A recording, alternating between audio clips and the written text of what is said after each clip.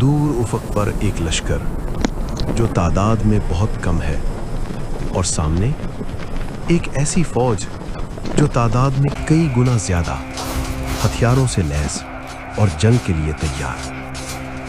क्या सिर्फ 3000 मुसलमान 1 लाख के लश्कर के सामने खड़े हो सकते हैं?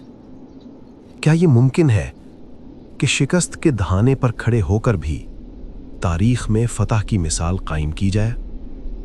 आज हम चलते हैं एक ऐसी जंग की तरफ जहां तलवारों से ज्यादा ईमान की ताकत बोली।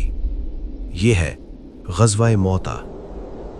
ये वाक़या 8 हिजरी का है, जब इस्लाम मदीना से निकलकर अतराफ में फैल रहा था। ये सिर्फ एक जंग नहीं थी, ये एक पैगाम था।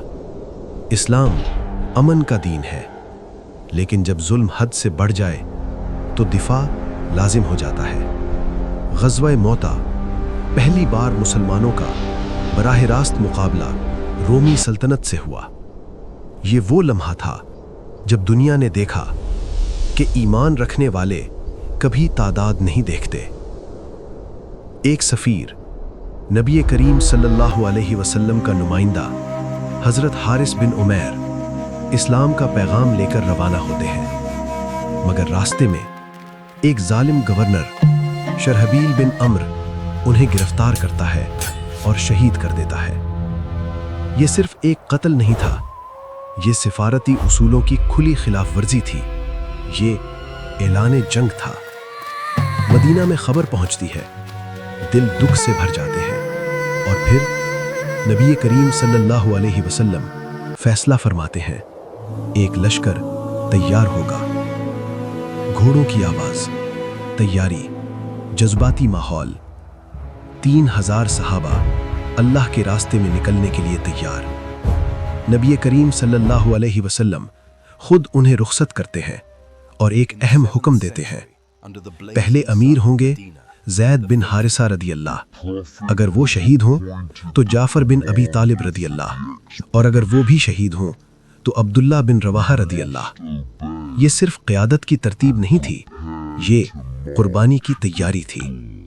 लश्कर रवाना होता है, मदीना की गलियां खामोश हो जाती हैं, हर आंख में आंसू, हर दिल में दुआ।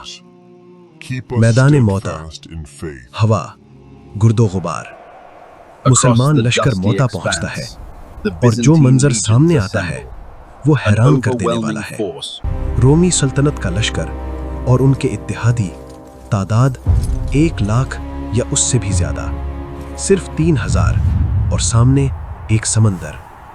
कुछ लम्हों के लिए मशवरा होता है, क्या वापस लौट जाएं या आगे बढ़ें? तब अब्दुल्ला बिन रवाहा रदी अल्लाह खड़े होते हैं और कहते हैं, हम इसलिए नहीं निकले कि तादाद देखें, हम इसलिए निकले हैं कि अल्लाह की रजा हासिल करें। ये अल्फाज दिलों में आग भर देते हैं। फैसला हो जाता है, जंग होगी। जंग की आवाजें, तलवारों की झंकार। पहला अलम हजरत ज़ैद बिन हारिसा रदी अल्लाह के हाथ में है। वो बहादुरी से लड़ते हैं और आखिरकार शहादत पा लेते हैं। अलम गिरता है मगर जमीन पर नहीं रहता। हजरत जाफर बिन अबी तालिब रदी अल्लाह उसे उठाते हैं।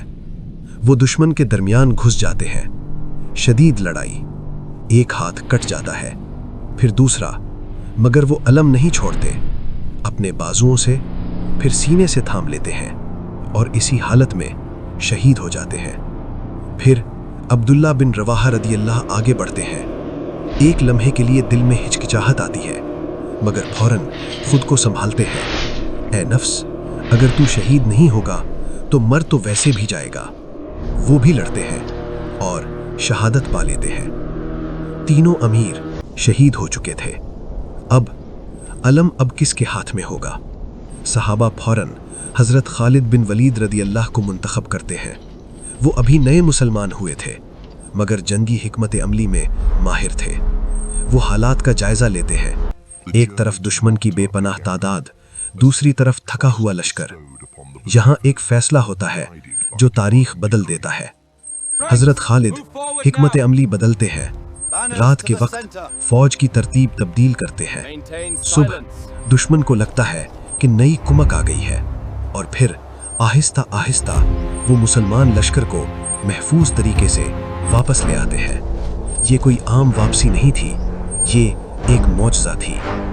मदीना में नबी करीम सल्लल्लाहु अलैहि वसल्लम उसी वक्त मैदान मौता का मंजर बयान कर रहे थे। आप सल्लल्लाहु अलैहि वसल्लम फरमाते हैं, ज़ैद ने अलम उठाया और शहीद हो गए, फिर जाफर ने, फिर अब्दुल्लाह ने, और फिर फरमाया, अब अलम अल्लाह की तलवारों में से एक तलवार के हाथ में है। ये थे सैफुल्लाह खालिद बिन वलीद। ग़ज़वा मौता हमें क्या सिखाता है? ये कि कामयाबी सिर्फ फतह का नाम नहीं, कभी कभी इज्जत के साथ पीछे हटना भी कामयाबी होती है। ये कि ईमान तादाद से बड़ा होता है। ये कि कुर्बानी क़यादत की असल पहचान है। ज़ैद, जाफ़र, अब्दुल्ला, इन्होंने हमें सिखाया कि अल्लाह के रास्ते में सब कुछ देना क्या होता है, और खालिद ने सिखाया कि अक्ल और हिकमत भी जिहाद का हिस्सा है। आज हमें खुद से सवाल करना होगा, क्या हमारा ईमान इतना मजबूत है? क्या हम हक के लिए खड़े हो सकते हैं? अगर हाँ, तो यही मौता का पैगाम है।